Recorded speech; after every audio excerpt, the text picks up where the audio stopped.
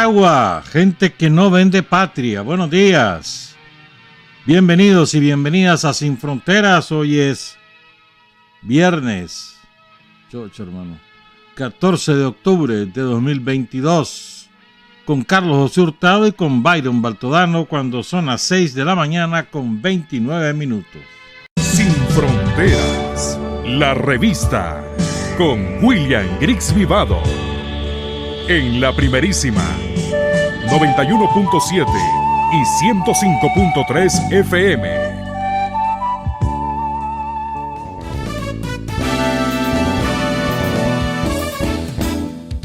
Sin fronteras para decir la verdad.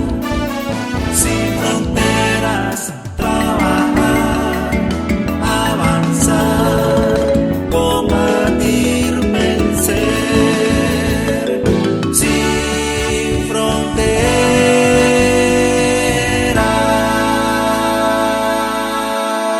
6 de la mañana con 34 minutos. Ayer estuvo de cumpleaños la profesora emérita Teodolinda Rivera Ortiz, allá en la Concordia, la tierra del general Benjamín Celedón. Maestra de primaria desde 1968. Luego se licenció en biología en los años 80 en la FARC en Estelí, integrada al tendido electoral desde 1984 hasta 2008. Que aguante, mano. Fue maestra durante 54 años, Orden Rubén Darío y medalla presidencial de profesora emérita. Toda una institución ahí en la Concordia, formadora de generaciones, es lo que te digo. Son personas que contribuyen al desarrollo de la sociedad. Su huella es profunda en los seres humanos, aunque no tengan, digamos, una figuración política o pública masiva, pero dejan huella, forman gente. La profesora Teodolinda Rivera es una de ellas, militante sandinista y orgullosa de serlo. Felicidades, profesora, felicidades al profesor Augusto Ruiz, su compañero de toda la vida.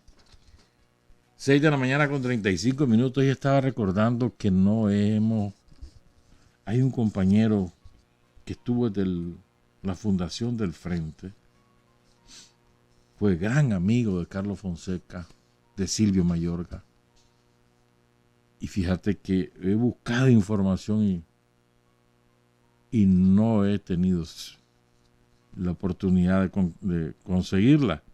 Estoy hablando del compañero Germán Gaitán. Ando buceando. A ver cómo conseguimos algo de Germán Gaitán, porque un compañero que aportó mucho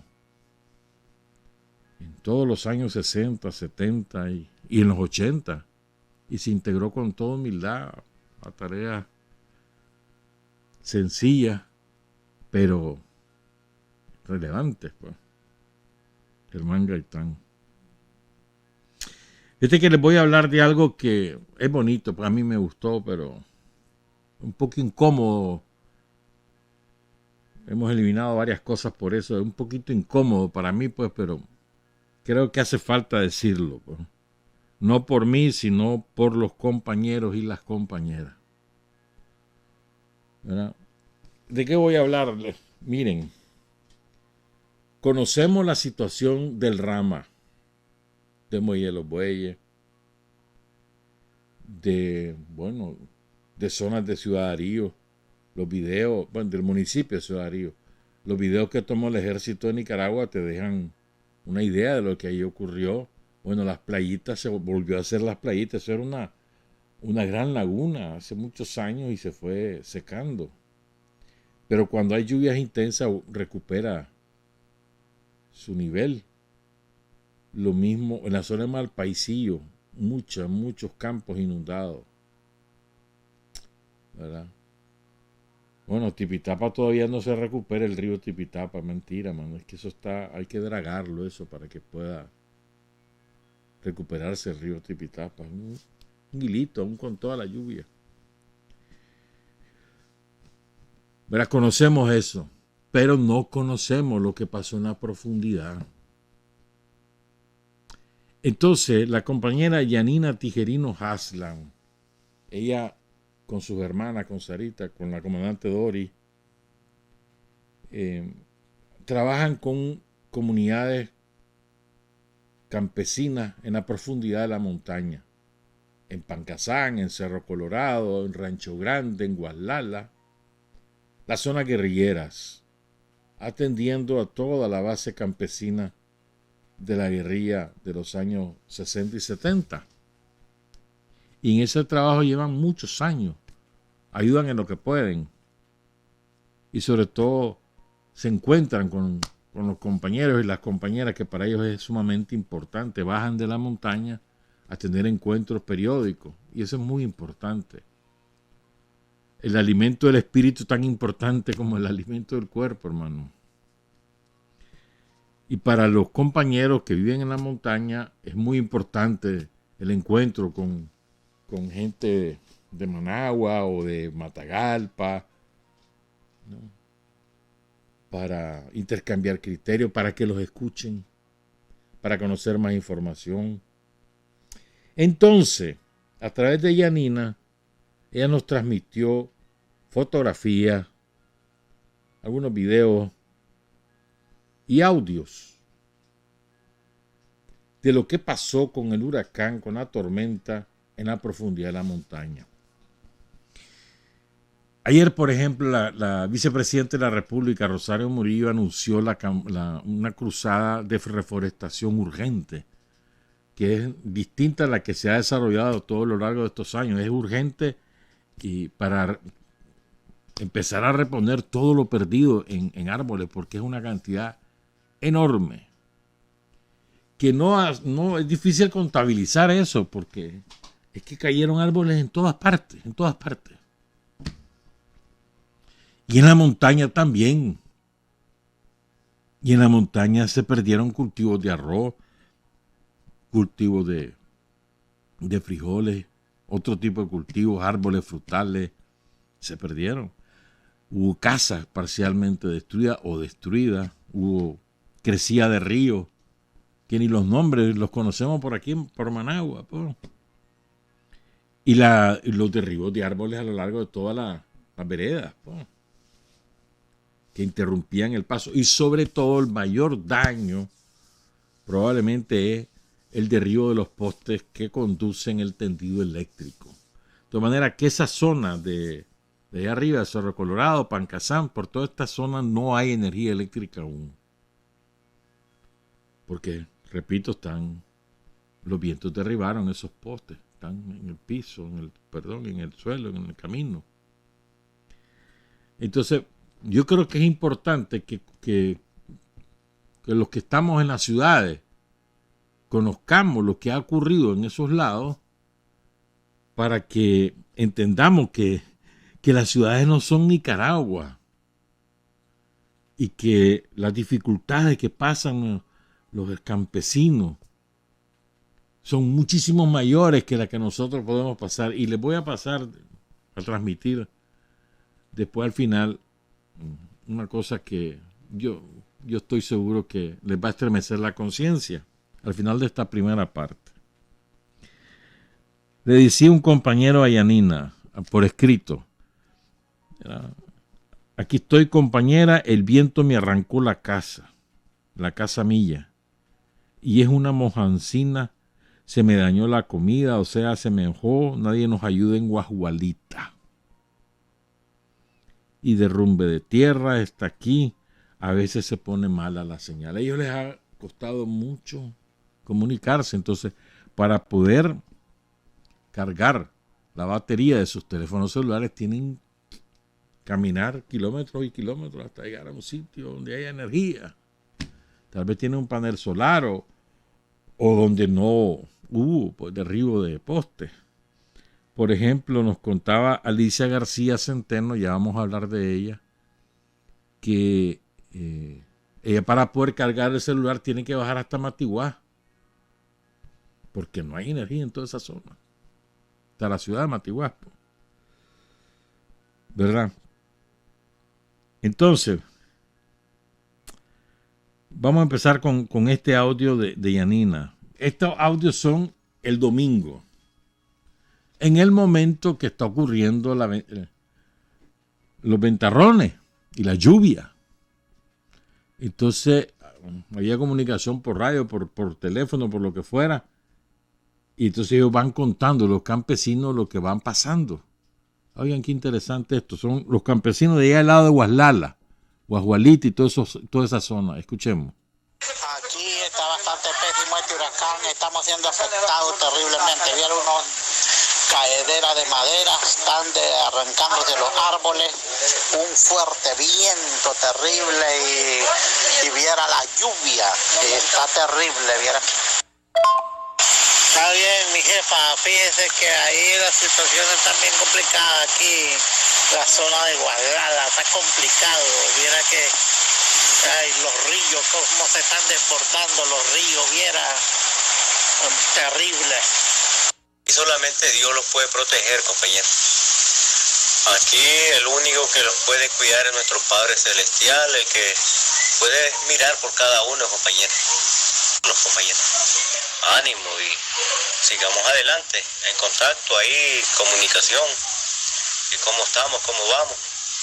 Aquí para esta zona le cayó un árbol a una casa ahí, pero no sucedió nada de más novedad, solo le cayó a un lado de la casa. El árbol era un poco mediano, no era árbol grande a como hay, pues, pero ya afectó la casa encima. Hay algo otras que les ha arrancado el zinc, pero ahí están la gente. Buenos días, compañera. Sí, compañera, por acá, compañera, bastante azotando, compañera. Lo que es el viento, la lluvia anoche, toda la noche. Y el viento, compañera, azotando fuerte, compañera. Bastante fuerte. Pero aquí estamos, compañera, aquí estamos. Dios todavía los tiene con vida, hermano. Aquí estamos. Como le digo, aquí estamos azotados bastante. Pero aquí estamos. Aquí tengo una familia evacuada de otra casita, aquí están, porque en la otra casa del vecino pues hay una palizada, entonces, pero aquí estamos dos familias, estamos ubicaditos aquí, solo esperando el día de hoy, ¿qué pasa? Esperamos en Dios, que Dios los cuide, Dios los protege, tanto a nosotros como a ustedes, compañera ahí. Buenos días, siervo. No me diga, siervo, aquí está esto, siervo, que da miedo, siervo. Unas palizadas que se asusta, siervo. Y el río hondisísimo. Y estoy preocupado porque tengo un palo de jobo, pero cerquitita en la casa, pero de frente al lado arriba. Parece que ya se me va a venir encima, viera, qué chido. Ese es otro sector, compañera. Ese es un sector que se llama Plátano Arriba. Está azotando bastante y ahí está el reporte del muchacho. ¿Cómo están ahí pasando? Este río, hermana compañera, este río se llama Plátano. El río El Plátano. Ahí se llama ese río, hermano, que está crecidísimo y allá hay gente algo acercada al río y está fuertísimo, hermano, azotando fuerte lo que es el viento, la lluvia, desde anoche, toda la noche, y el viento bastante fuerte, hermano. Y aquí estamos, sí, compañera, aquí estamos con vida todavía, Dios nos permite la vida, compañera, aquí estamos. Nuestro Dios celestial, ¿verdad? Nuestro Padre celestial los cuidará, compañera, cada uno. Viento que está azotando fuertísimo, el viento y la lluvia. Aquí no tenemos peligro de río, pero el peligro son los árboles, porque me gusta pues lo que aquí esa zona es bastante boscoso de árbol, bastante árboles. Entonces el peligro es un árbol que venga encima de la casa. Pero aquí estamos, compañera, aquí estamos. Siervo, ahorita no salgo, siervo, más bien estoy con miedo. No me diga que a la mía me le despegó 3 pliegos de zinc, no me diga unos corredores que tenía. Que ni loco que salga ahorita, que tal vez cuando pase de viaje la lluvia, tal vez me voy a asomar. Mire, no me diga, fíjate que perdí 6 manzanas de arroz, mire, cortaditita. Me las Vamos. Esas fueron las dificultades del domingo y después ustedes escucharon algunos de los resultados de esos vientos y de esas lluvias, pérdidas de cultivo, hojas de zinc desprendidas, una casa que ahí les presentamos una fotografía, lo que nos están viendo por video, donde está el árbol, que es lo que describe el compañero, y esa familia se la llevó él a su casa. ¿Ves cómo es la gente? La gente se ayuda entre sí. Una familia vecina a la que le pasó eso en su casa. Y luego ahí también vieron algunas de las fotografías donde están los árboles derribados y la propia gente ahí va quitando esos árboles para tener despejados los caminos. Hay caminos que se perdieron con la lluvia, pues senderos, abras, pues, que se perdieron y se tienen que volver a ir haciendo. Entonces ahora les voy a presentar esto. Miren, después es que Yanina explica quién es ella, pero después sí. Esta es compañera, la conocimos hace algún tiempo. Es Alicia García Centeno, secretaria política de Pancasán. Pancasán, no el sitio histórico, Pancasán la zona. Son como 12 comunidades, o por ahí. Entonces, ella ayer logró comunicarse por primera vez desde el domingo. Hola Yanina, no he podido contestarle porque no tenemos energía desde el día del huracán. Las líneas eléctricas continúan en el suelo, no sabemos cuándo van a ser reparadas. Yo cargo mi celular hasta que voy a Matiguás. Entonces pues a Yanina le pasó una vaina, pues destruyó su celular. Entonces oigan esta experiencia de ella, a ver, de Yanina. Siento mucho la pérdida de su teléfono. A mí me pasó igual cuando me robaron el mío. Sentía morirme. Pero al fin me resigné y tuve que sacar al crédito otro, porque no podemos estar sin ese medio de trabajo. Aquí vamos luchando, visitando las familias afectadas por el huracán. Nuestro gobierno ya está dando respuesta, mandando planes techo a esa familia. Esto es ayer, jueves, por la noche. ¿Verdad? Qué interesante, ¿no? Esto que nos dice Alicia. ¿Por qué? Primero, ¿no? Lo de la energía eléctrica. No hay energía eléctrica. Segundo, la importancia de la comunicación. ¿Cómo ha cambiado, no? O sea, digo, hace 20 años teníamos noticias hasta que bajaban los campesinos. Tal vez llegaban a una casa que tuviera un teléfono fijo, pedían una llamada y avisaban a su familia. ¿Ah? Más o menos así funcionaba la cosa. Porque telegramas hace muchos años que ya no existen. Bueno, existen pues, pero ya no se usan. Y hoy en día, mirá la importancia de la comunicación. Es vital. No importa dónde viva, es vital. La comunicación celular estoy hablando, ¿verdad? Entonces ella, como sabe lo estratégico que es para ella, se endeuda para reponer su teléfono que se lo robaron. Y además lo describe, Alicia lo describe muy bien, sin ese medio de trabajo, más allá del cuecho, de cómo está, que los hijos, no sé qué, no, medio de trabajo. Y lo último que ya nos dice Alicia, ya el gobierno está dando respuesta. Ayer en la noche es esto. ¿Verdad? Pero ahora vamos a escucharla a ella. Y vas a saber por qué. Vas a entendernos por qué. Ahora escuchamos lo que ella cuenta en un breve audio que le mandó Alicia García Centeno a Yanina Tiguerino Harlan. Escuchemos. Hola, compañera Yanina. Me da gusto escucharle su voz. Nosotros, gracias a Dios, aquí bien. Las cosas van marchando normal, todo ya se está estabilizando, menos la energía.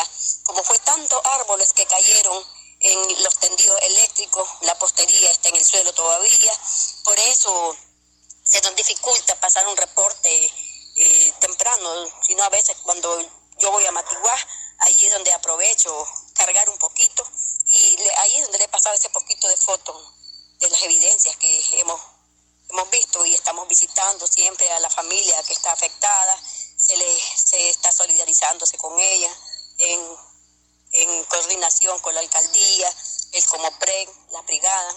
Estamos siempre en eso, visitando a esas familias, llevándoles abrigo a los que sufrieron, pues a los que fueron de gravedad. Claro, hubo bastante afectación, pero algunos fueron leves, algo otros graves, entonces eso tenemos que valorarlo. Y ahí estamos, Yanina, ahí estamos haciendo el esfuerzo por llevar ese pan de cada día a los que están ahorita sufriendo, a los que sufrieron ese desastre natural. Y ahí estamos, ahí vamos, luchando. Y también estamos en tantas cosas, seguir verificando a las familias sandinistas, que no se ha verificado todavía, pero bueno, lo que vale es el voto. Pero como usted sabe, la orientación es que verifiquemos a toda la población, para así contar con cuánta población contamos que va a depositar su voto el día 6 de noviembre. En eso estamos, Yanina.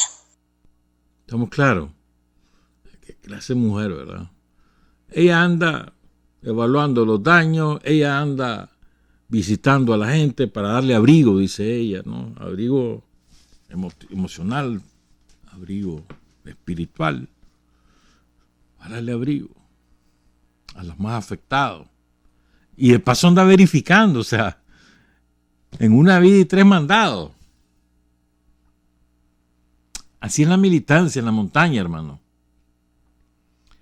Aquí estás en las oficinas con aire acondicionado, los que trabajan en el Estado, ¿no? O los que tienen la reunión en el barrio, como les queda 4 cuadras, uy, está muy largo eso. Ahora yo quiero contarles quién es Alicia García Centeno. Ella es una de 3 hermanas. Y van a escuchar el testimonio sobre ella que nos ofrece Yanina Tijerino, para que sepamos, o sea, esto es ser militante, hermano. Nosotros somos aprendices. Estas compañeras sienten la revolución en el más profundo, lo más profundo de su alma, de su corazón. Escuchemos a Yanina y el testimonio sobre las hermanas García Centeno.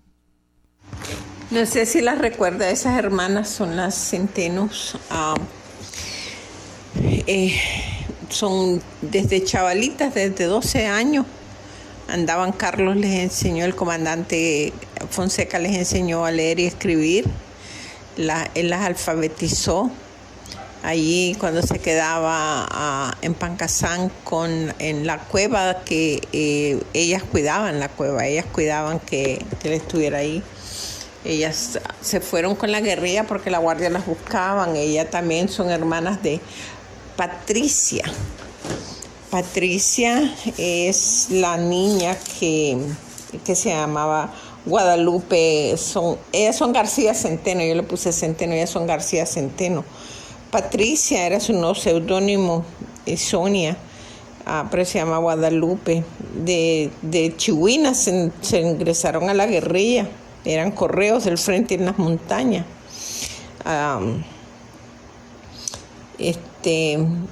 Ella a los 13 años fue capturada por la guardia, fue llevada a Matagalpa y un oficial la dejó salir en un septiembre y ella huyó semidesnuda para el río. Y ahí encontró una señora que estaba lavando ropa y le ayudó y la tuvo en su casa, y después ella fue a buscar ahí mismo en Matagalpa, la Chihuina, fue a buscar contactos que ella les llevaba correo a decirles que estaba allí, que necesitaba irse. Entonces la movilizaron inmediatamente y se la llevaron a la montaña. De ahí volvió a caer las 3 hermanitas en Matiguaj y ahí la tuvieron torturas horribles. Esas niñas fueron violadas, ultrajadas, maltratadas.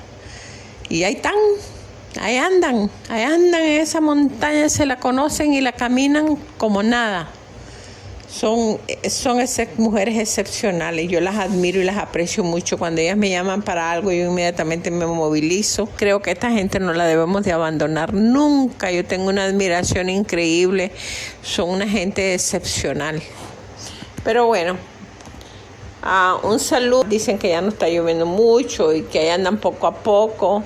A Pancasán están comenzando a llegar todavía. A las comunidades adentro de Guaslala todavía dice que no han recibido ayuda. Pero yo les dije, no sé, únanse ustedes, ayúdense ustedes, que poco a poco es todo el país. Entonces van a llegar en su momento. Se sienten decepcionados, dice, pero le digo yo que no. Entonces le dan gracias a su programa porque se informan en el programa. Yo paso toda la información que nos pasan, se las paso a ellos para que no se sientan que están allá olvidados. Y le digo, no, es que está el país, somos muchos, somos 6 millones de nicaragüenses, de los cuales 5 posiblemente están en el país. Y el comandante está muy ocupado, tenemos que ayudar nosotros y apoyarnos. Como claro, esas son las hermanas García Centeno. Cuando pensés que vos tenés todos los méritos por los aportes que efectivamente hiciste, que sí es verdad que lo hiciste, y que por esos méritos hay que darte una recompensa, pensá en estas 3 hermanas que nunca la han pedido y que siguen dándole al pueblo de Nicaragua, le siguen dando al Frente Sandinista, a la revolución, su vida, su esfuerzo, su trabajo de todos los días. Que no le arrugan la cara las dificultades. Que sí, que tienen sus problemas, no sé qué, no sé cuánto, pero ahí van.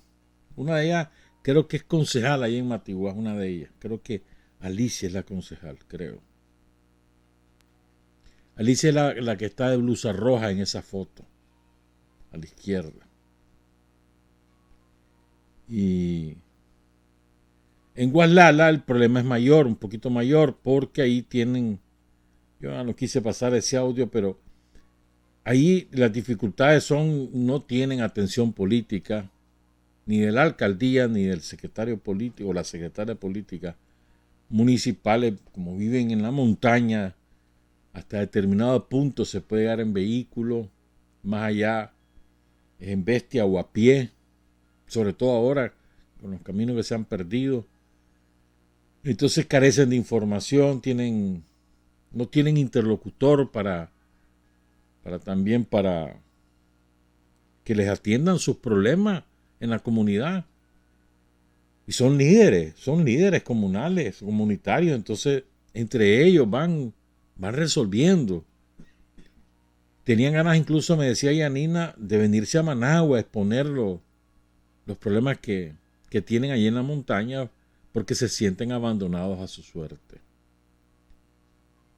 Creo que el secretario político departamental, porque la Matagalpa está dividido creo que en 4 o en 5 departamentos políticos, creo que a esa zona le corresponde al compañero Jaime Arauz, que es también alcalde del Tumaladalia. Ojalá que Jaime pudiera tomar medidas. Creo que es él el que le toca. Tumaladalia, Rancho Grande y Guaslala, creo que sí. Pero bueno, y si no es él, al que le corresponda o a quien le corresponda, ¿no?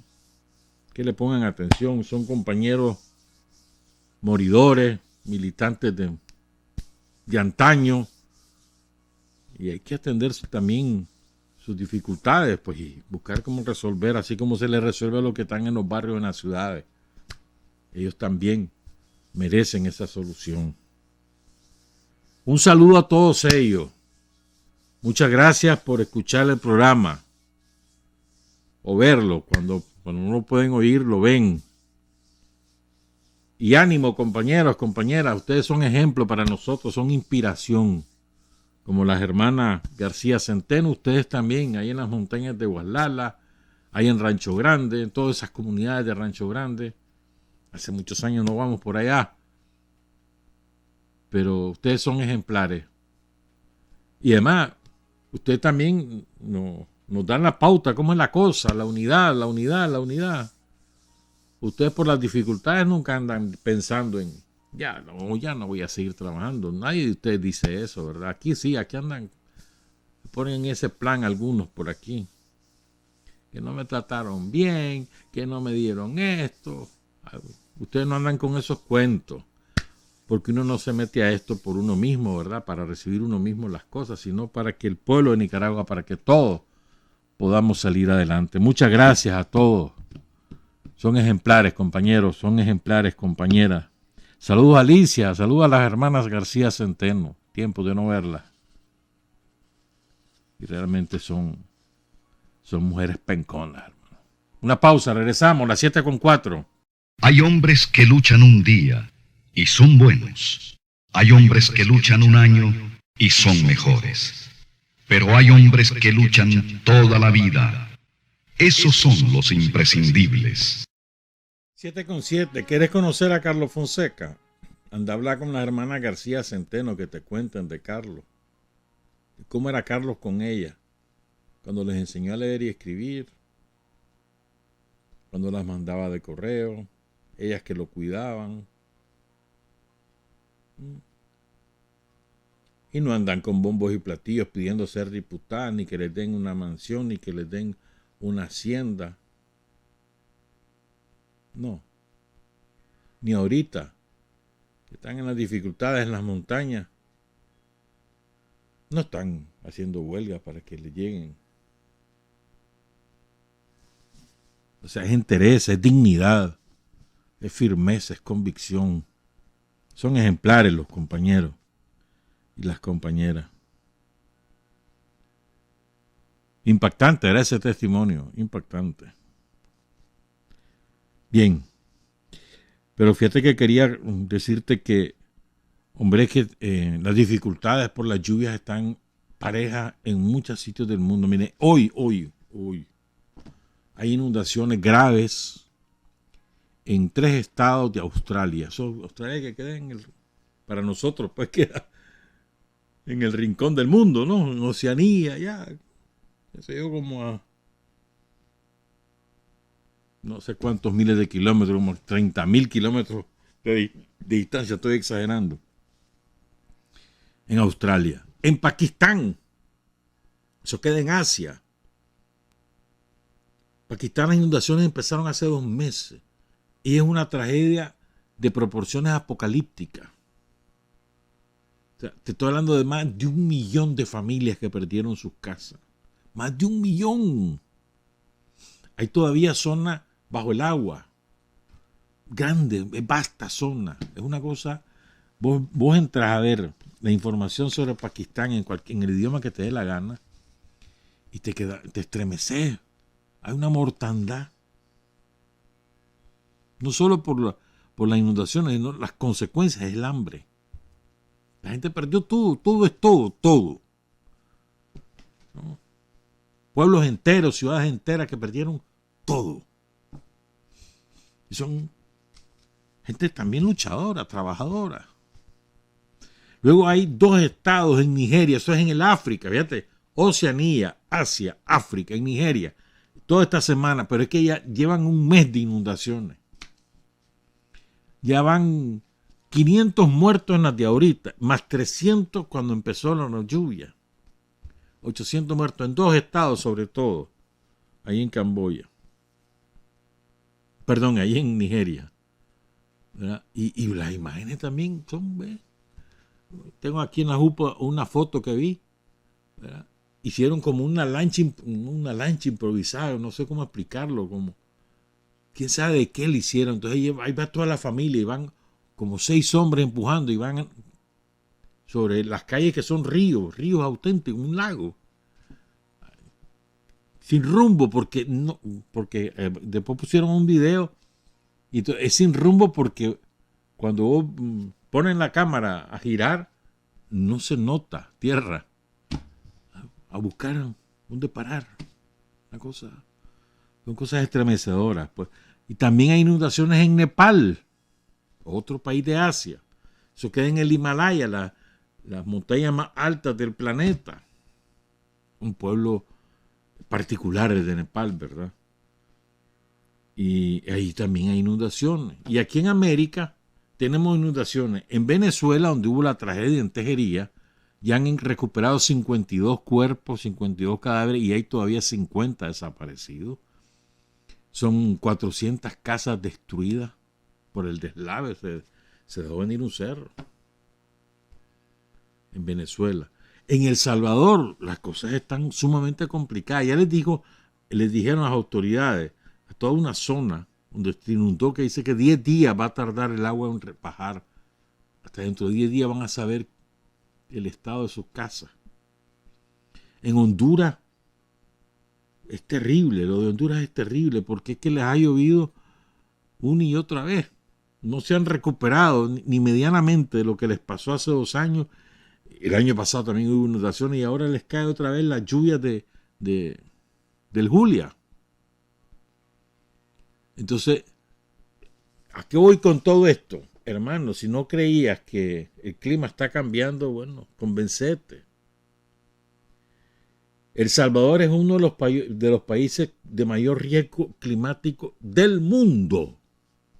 Pakistán y El Salvador están a ese mismo nivel de riesgo, de peligro, por muchas razones, por su ubicación geográfica y también por despalde y por la zona donde están ubicados.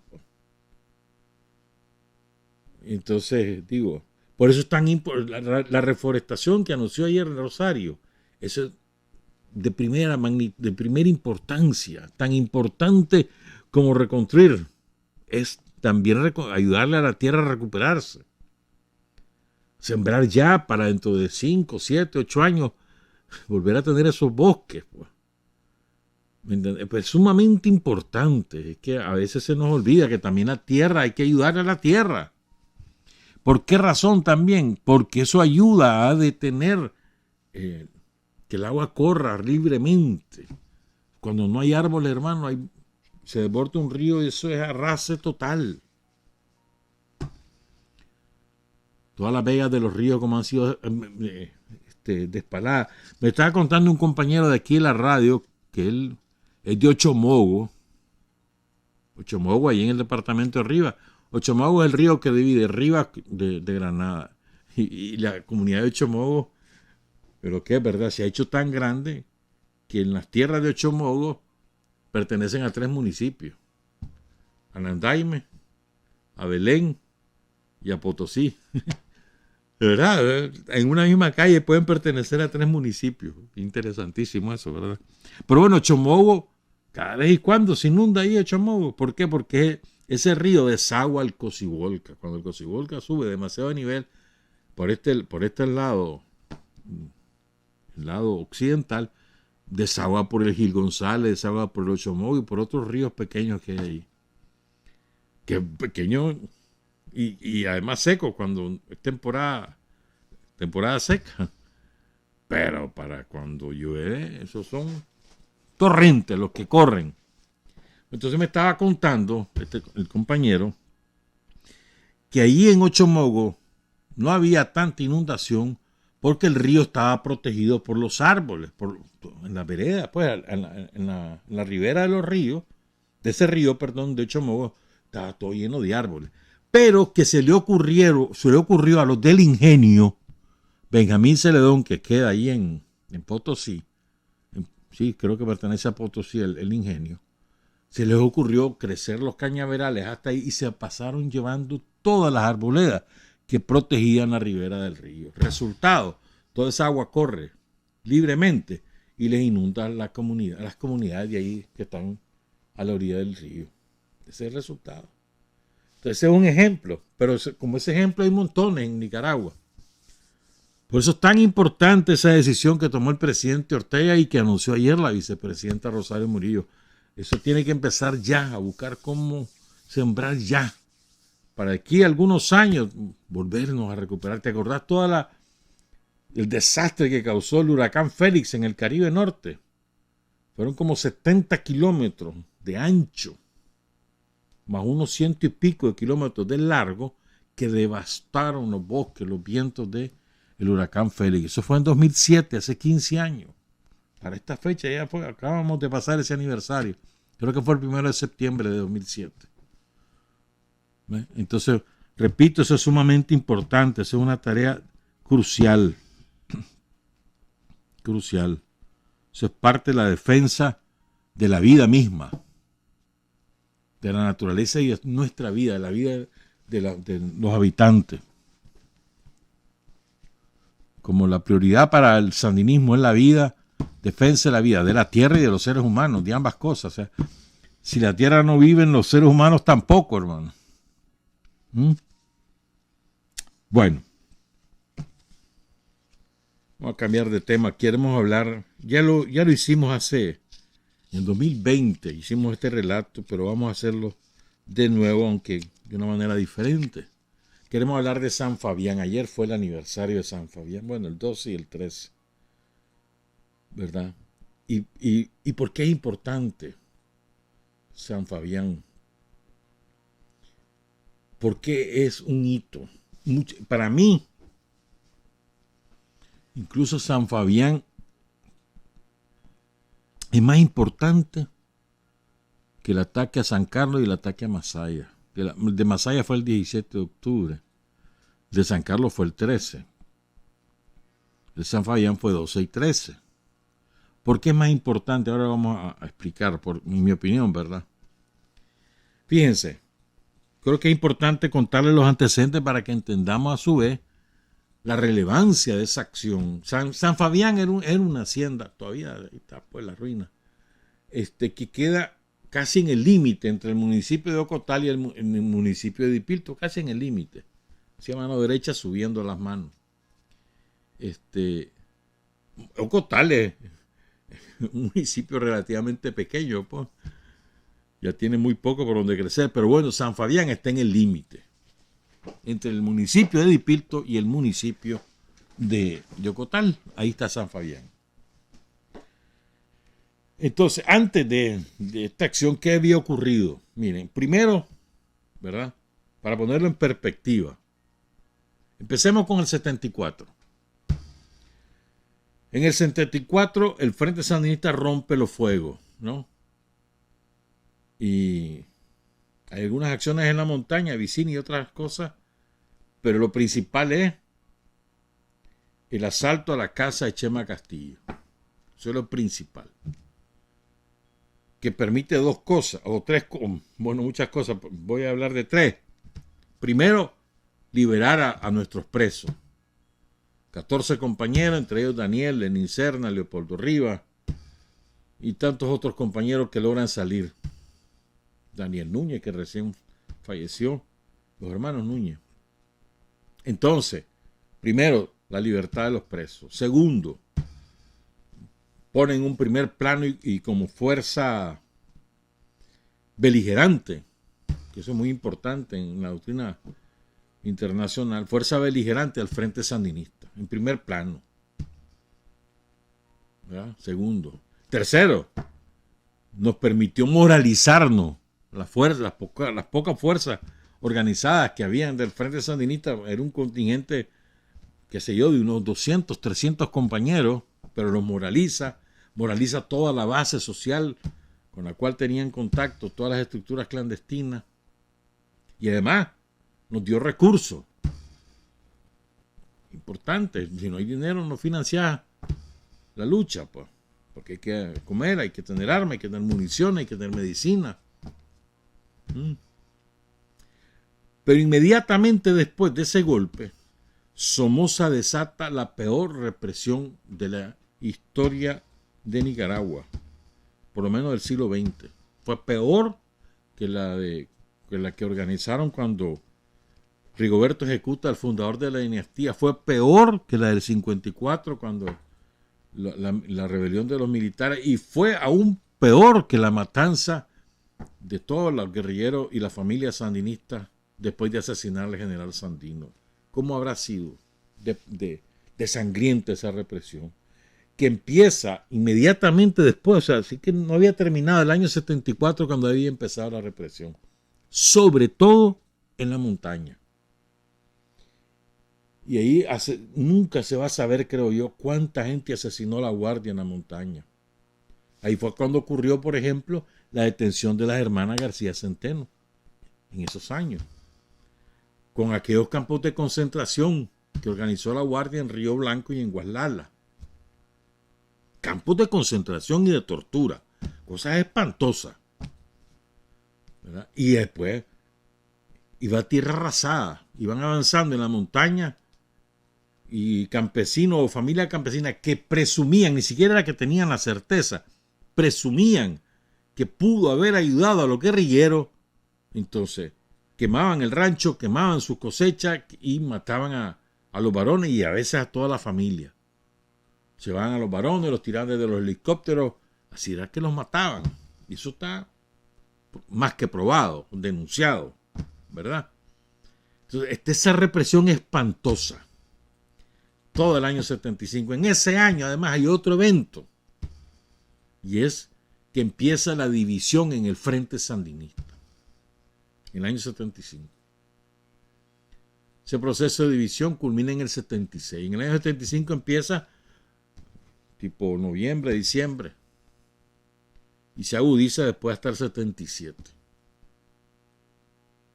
Cuando ya se conforman tres tendencias en el Frente Sandinista. Esto es otro antecedente importante, ¿verdad?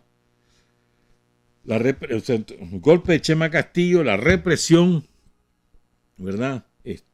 La división en el frente y esa represión que era una represión al pueblo, también hay un golpe sumamente importante contra la estructura del Frente Sandinista. Caen un montón de compañeros en la montaña y en las ciudades. Mueren en combate o son capturados y asesinados o son capturados y están en la cárcel, pero decenas de compañeros de vastísima experiencia y de gran compromiso con un gran liderazgo como Carlos Agüero, por mencionar uno, pues, o René Tejada, dos más, pero muchos otros compañeros. No quiero ser injusto, pues, que pasó en el Sauce, con Juli Herrera, con Arlenciú, golpes durísimos, durísimos, y nos van quebrando. Entonces estamos a la defensiva. Y estamos divididos. Y tenemos mucha gente muerta. Y tenemos mucha gente presa. En esa circunstancia es que, cuando el frente está dividido, es que Carlos Fonseca ingresa al país en el 75, diciembre. Hasta el 76 él sube a la montaña, pero anduvo en León, en Chinandega, aquí en Managua, en Matagalpa. Clandestino, claro está. Y después, al final, sube a la montaña. Y el afán de Carlos era reunificar al frente. Ese era su afán, a eso venía. Ese es otro elemento. Y cae Carlos Fonseca el 8 de noviembre del 76. Ese es un golpe bestial. Durísimo. Y fíjate que yo recuerdo que al principio, bueno, todo el mundo lo lloró, ¿no? Pero, contrario a lo que uno pudiera suponer, bueno, ya mataron al hombre, ¿para qué seguir? Fue al revés. Y eso también ocurrió en el seno del pueblo de Nicaragua. Porque Carlos Fonseca en el seno del pueblo tenía un prestigio enorme, era visto como el hombre, pues. O sea, porque se había ganado ese liderazgo con las carceliadas, con el trato, con su trabajo en donde quiera que pasaba, en la guerrilla. Es decir, él se había ganado eso. Pero contrario a lo que uno podía presuponer antes de su caída en combate, de que si mataban a Carlos se acababa el frente, no fue así. Fue al revés. Fue exactamente al revés. ¿Verdad? Este es otro factor. la caída de Carlos Fonseca. Pues viene el 77 y en el 77 empiezan a moverse las cosas de otra manera. Hay una columna guerrillera de pocos combatientes ya a esas alturas que está en la zona de entre Ciuna, Gualala, Rancho Grande, Matiguá, Río Blanco, en toda esa zona montañosa, pero que ha sido sumamente golpeada, ¿verdad? Le han cortado todas las rutas de avituallamiento. Marcabeza anda perdido allá por el lado de Condega buscando cómo tener otra ruta, la ruta Sandino. Ese es otro factor que hay que tomar en cuenta, que además golpean tanto la montaña que hay grupos de compañeros que se pierden. Uno de ellos, Roberto Calderón, el Puma, que en paz descanse. Perdido en la montaña 4 meses, hermano. Hasta que lo agarró la guardia. Otro grupo salió, llegó a parar a Honduras. Otro grupo logró bajar hasta Matagalpa, o sea, porque los golpes de la montaña eran durísimos, durísimos. Entonces, una situación sumamente compleja, sin recursos. Entonces, antes de que Carlos Fonseca se viniera a Nicaragua, él tuvo muchas discusiones sobre la táctica y la estrategia con Daniel, con José Benito, con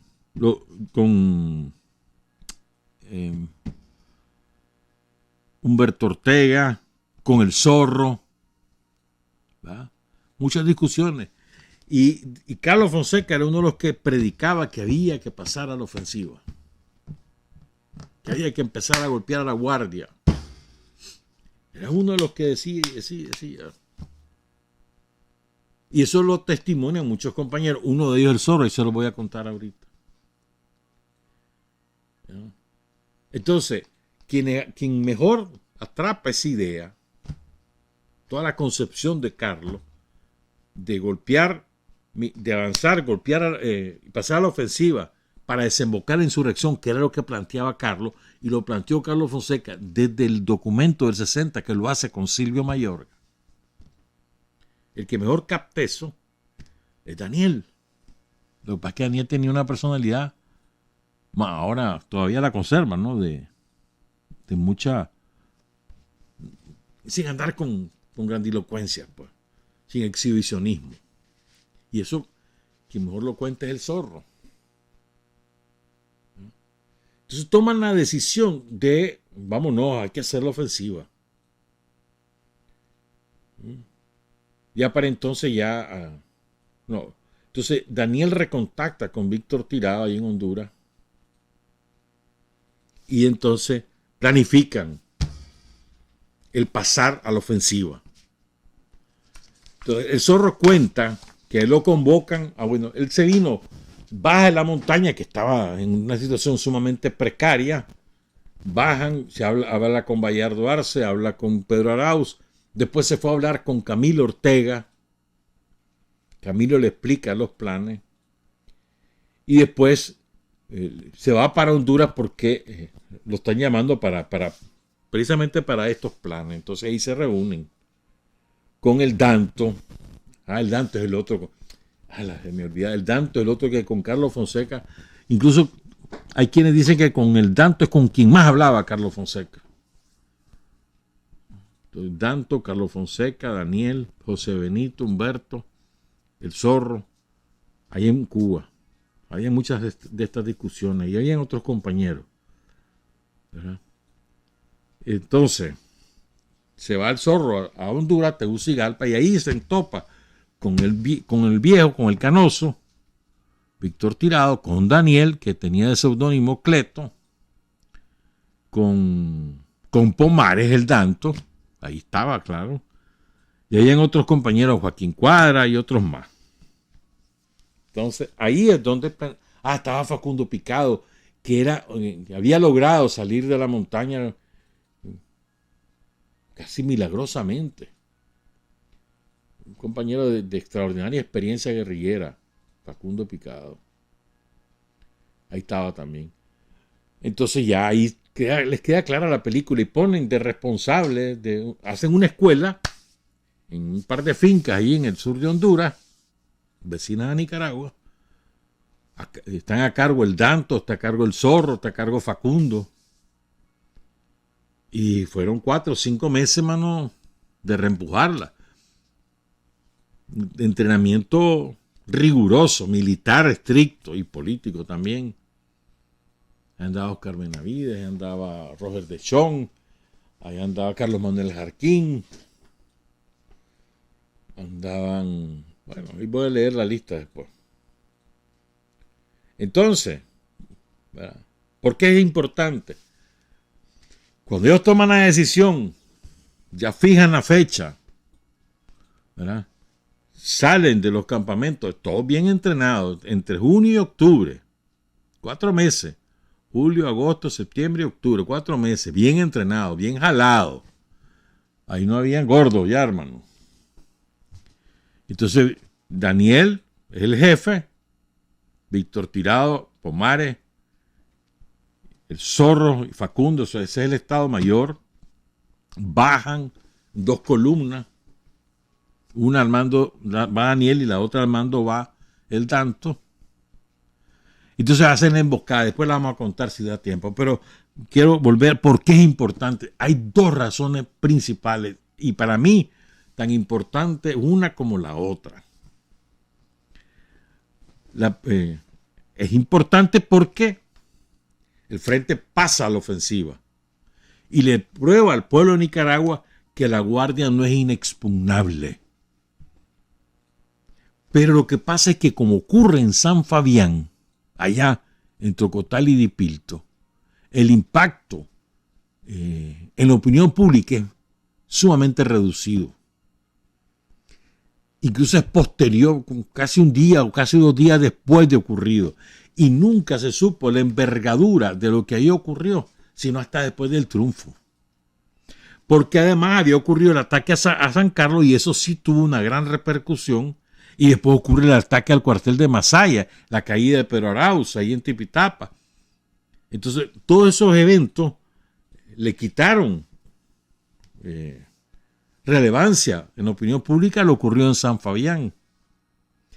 Pero por eso es que ahora digo, por esto es tan importante la segunda razón. Entonces, la primera es porque rompe fuego, van a la ofensiva. Había el plan, ¿no? Porque ellos eran optimistas, ellos creían de que con esos ataques se iba a desatar la insurrección y se iba a tomar el poder de inmediato. Tan es así que forman su gabinete de gobierno, que después se devino en ser el grupo de los 12, pero la idea era que ellos fueran el gabinete de gobierno, la idea original. Entonces, la segunda razón por la cual es tan importante esto es que puso a temblar a la Guardia. Se cagaron los guardias. Porque, o sea, les mataron, en esos combates de San Fabián mueren 15. Pero es que después hay otros combates, incluso cae un capitán, famoso capitán de la Guardia, que se la daba de Rambo, y ahí cae. Es decir, los caga. Es la palabra, pues. Se derriten. Comienzan a tener miedo a los sandinistas. Porque ya no era la imagen, están allá en la montaña. No, es que ahí en Ocotal, en San Carlos, en Masaya, mira, es que nos matan. Y están bien entrenados. Y son un montón. La Guardia empieza a adquirir la imagen que eran un montón. Y no era así, pues. Entre todos tal vez serían unos 300. Pero entonces, como mueren tanto, y además una emboscada bien hecha, la que hacen en San Fabián, entonces la Guardia se acobarda. Se acobarda y es cuando comienzan a refugiarse en los cuarteles, a andar por pandilla, a asesinar a todo el mundo, ya no echaban preso, empiezan a matar a todo el mundo, no querían preso. No. Fue octubre del 77, o sea, Menos de 2 años después, el Frente toma el poder. El pueblo de Nicaragua se rebela y lleva al Frente Sandinista al poder. Vamos. Entonces, la idea de ellos, el ataque a San Fabián, a ver, el objetivo no era San Fabián, el objetivo era Ocotal. Y Ocotal era objetivo porque les quedaba relativamente cerca de la frontera, ¿no? Eso les permitía ingresar a la cordillera de Pilto, tener sus campamentos y después atacar. Sino también por el símbolo, ¿no? Ocotal es el primer objetivo urbano que ataca a Sandino. ¿Se acuerdan, no? El primer objetivo es Ocotal. Era un símbolo también. Lo que pasa es que le fracasa el ataque a Ocotal porque por una de esas casualidades que ocurren siempre, ¿no? Hay una persona que, bueno, se dan cuenta y le van a avisar a los guardias. Entonces se quita el factor sorpresa y lo que hacen es una emboscada. Y en esa emboscada matan esos 15 guardias. Que no es jugando eso. En una emboscada, 15 guardias muertos, no es jugando. ¿No? Y también el plan era también atacar Chinandega. Lo que pasa es que Chinandega se cae porque la guardia descubre a Lenín y a Blas Rial. Matan a Blas Rial y a Lenín lo echan preso. Y él era el encargado de levantar Chinandega. Bueno. Entonces, por esto es la importancia de valorar lo que significa. Se habla de octubre en general, ¿no? Pero para mí, la importancia de San Fabián es parte de ese impacto de la opinión pública global con San Carlos y Masaya, pero para mí, lo más importante es que cagó a la guardia. Los puso a temblar. Y a su vez, además, la manera como reaccionó la guardia fue con el salvajismo. Porque le agarraron odio por miedo, ¿no? El miedo también conduce al odio. Le agarraron un odio mortal, mano, y después se fueron arrinconando hasta que salieron. Y esa misma brutalidad de la guardia que le ejerce durante la insurrección con los bombardeos masivos, esa misma brutalidad es la que causa que el mismo pueblo termine de perder el miedo y se rebelde ya no aguantaba. La gente o te metías al frente o te mataban. Esa era la alternativa, la disyuntiva, sobre todo la juventud, ¿verdad?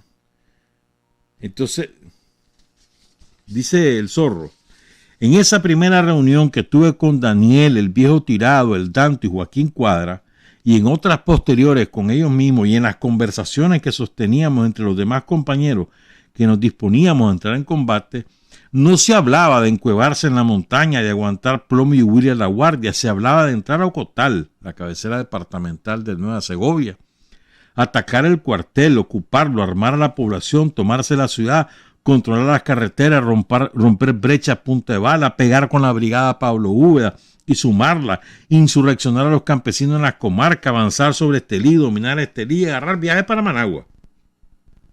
Y las otras columnas que para entonces ya estarían posesionadas de San Carlos en Río San Juan, Zapoa en Rivas, Masaya y Chinandega iban a confluir también hacia Managua. Varios frentes de guerra despertando al mismo tiempo, combatiendo en diferentes regiones, en el norte, en el sur, en el occidente del país, liberando las ciudades y marchando hacia Managua. Que la gente oyera los ruidos del combate, que viera con sus propios ojos, que viera con sus propios ojos caer a los guardias, que agarrara los fusiles de los guardias muertos. Nada de eso era para pasado mañana. La ofensiva iba a desatarse en el mes de octubre de ese mismo año. Y dice el Zorro: y nada de eso era nuevo para mí, porque estaba en la visión de Carlos Fonseca, quien había muerto convencido de que esa era la salida. Y no solo lo repetía en aquellos últimos meses antes de su caída. Desde el año 72, dice el Zorro, cuando estábamos en Cuba, Carlos y también Humberto nos hablaban de lo mismo. Era necesario contar que el pueblo le perdiera el terror a la guardia, Había que alentar la osadía a las masas, quitar de las mentes la creencia de que solo a los guerrilleros les entraban las balas, demostrar en el combate que los guardias no tenían nada de inmortales, y esto se iba a lograr hasta que el pueblo oyera sonar los tiros por todos lados y viera a los guardias muertos. Esto es de una sabiduría enorme, porque es así. Esto fue así. Así como lo describe el zorro, así ocurrió. Cuando la gente vio que los guardias no eran imbatibles, que los guardias eran de carne y hueso, que morían,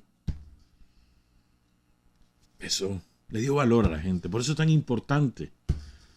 En general octubre, pero para mí en lo particular San Fabián en el aspecto subjetivo de la guardia. La guardia le comenzó a tener miedo a los sandinistas y jamás le habían tenido miedo. Porque eran muy superiores en capacidad militar, en cantidad de guardias. Los guardias que eran como 15,000. Y si contaba los de la seguridad y demás, llegaban hasta 30,000 el somocismo. Muy superior, con tanques, con aviones, con ametralladoras. Y el frente con unos fusiles. Dice el zorro que cuando les tomaron la foto ahí en el frente norte, cuando se funda el frente norte, dice cuando le tomaron, que todos esos chunches que andaban no servían para nada. Dice, eso solo era para la foto. O sea, eran sumamente superiores. Entonces, la guardia, cuando ve que son capaces de tú a tú y que además los derrotan, la guardia se cagó. Y además que les matan a un capitán, les matan a varios tenientes. Ya.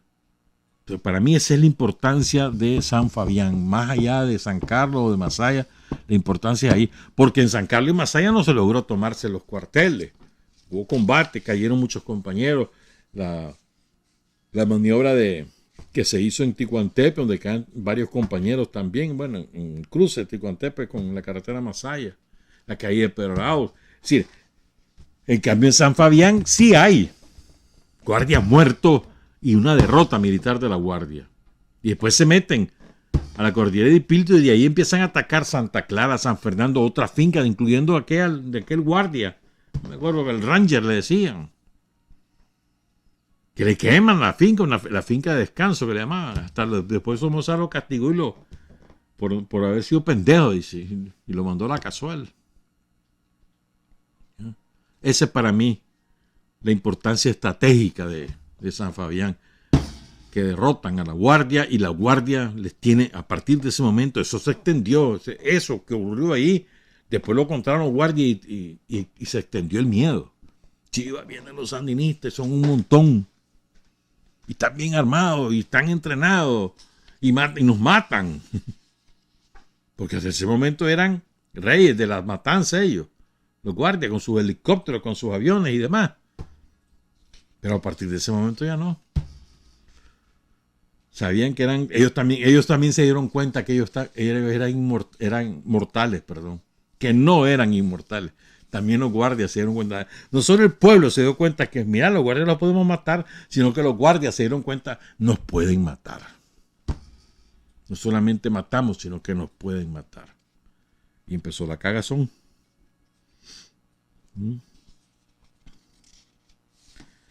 Y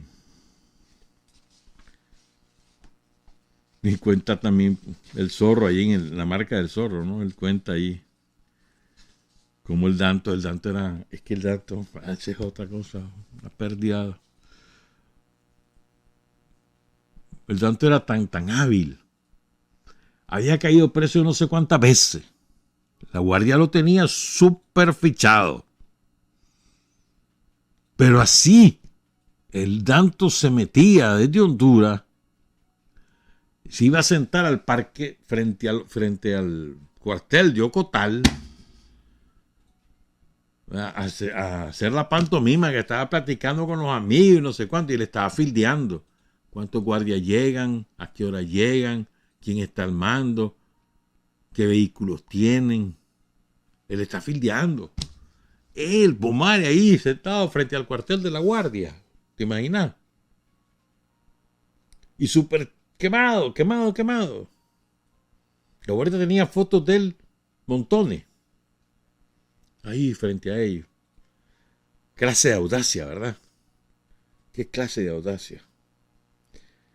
Dice el Zorro que él se metía, o sea, bajaba a Ocotal con Carlos Manuel Jarquín, que era de ahí de Ocotal, uno de los héroes de Veracruz, Carlos Manuel, con Heriberto Rodríguez, que también, bueno, Heriberto era de Esterí, que era, si mal no recuerdo, y que fue clave de toda la organización de la base, ¿no? De las estructuras de avituallamiento. Ya era un hombre mayor. Y con Carlos Suárez también se metía ahí Pomares a indagar, a tener la información, porque, o sea, si no tenés clara la película de donde vas a atacar, ese ataque te va a salir por las cuajadas, va a ser una derrota, pues la tenían. Pasa que falla, pues. El factor sorpresa, por lo que ya les conté. ¿Verdad? Voy a contarle entonces, a ver qué algo de tiempo hay. Fíjate, quiero contar lo que pasa después.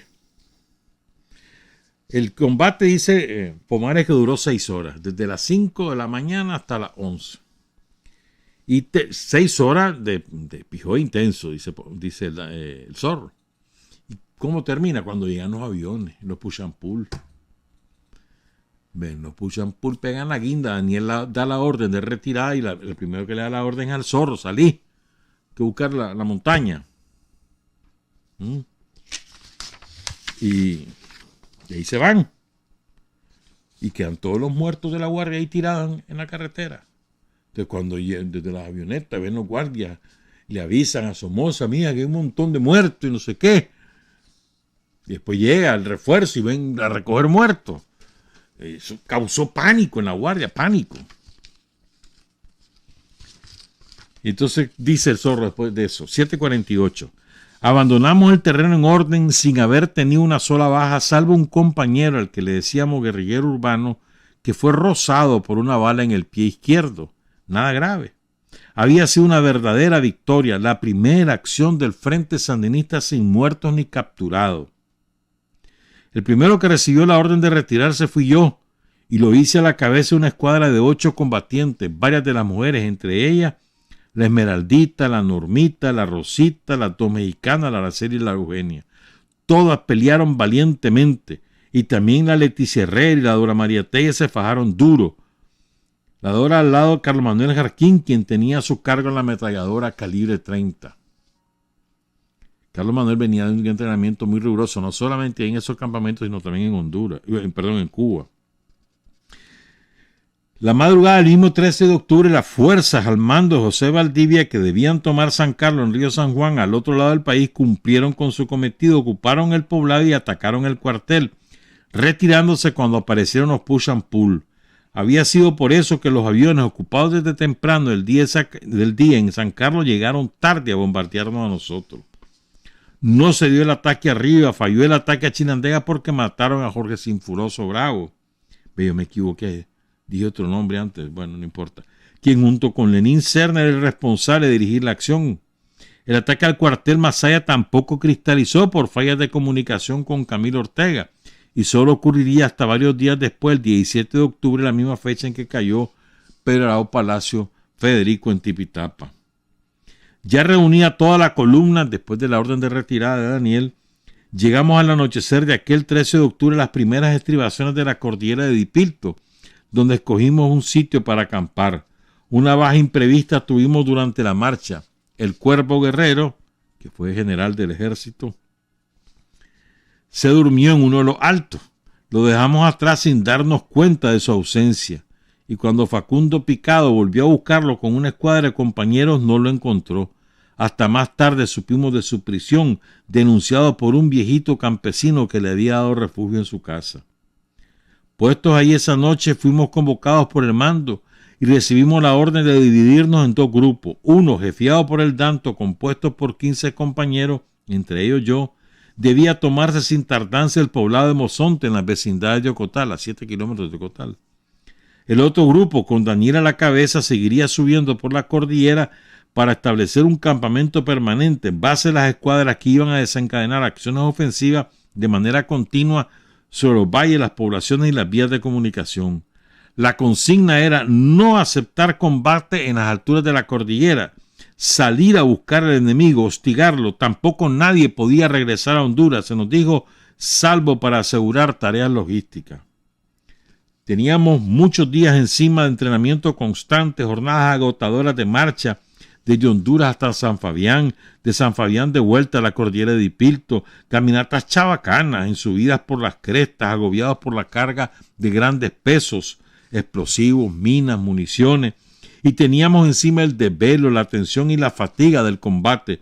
Todo el mundo estaba muy lastimado físicamente, pero las órdenes eran no dormirse, no descansar, golpear y seguir golpeando, y el 15 de octubre, cerca de las 9 de la noche, le caímos por sorpresa a Mozonte, dominando sin mucha vicisitud la guarnición que estaba defendida por 5 números entre guardias y jueces de mesta, uno de los cuales salió herido en el combate.